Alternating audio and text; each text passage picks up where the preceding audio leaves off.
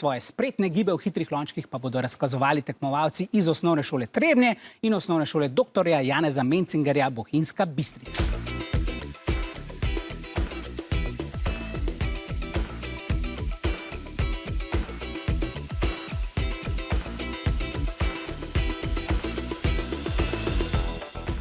Tri, štiri, zdaj. Miren začetek za obe ekipi.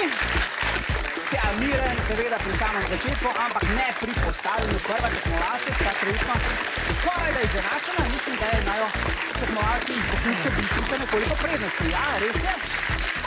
Bor je prevzel za njih pri modrih lončkih, ampak tudi osnovna šola Trebnje ni daleč zadaj.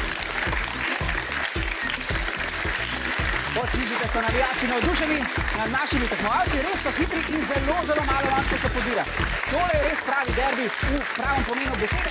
Ravno ko sem rekel, v podiranju se je naša napaka pripetila osnovne šole doktorja Janeza Mencingerja Bohinjska Bistrica, ampak nič hudega, zbrano nadaljujejo.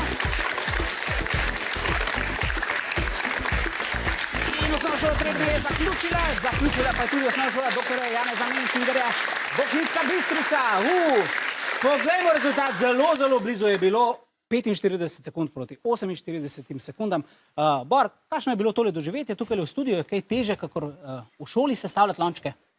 Ja, malo je več treme, samo v šoli bi rekel, da smo bili malo boljši. Mečkano hitrejši. Ja. A je bilo kaj znoja danes na dlaneh? Prej so se pred oddajo pogovarjali, da je malo prisotne treme?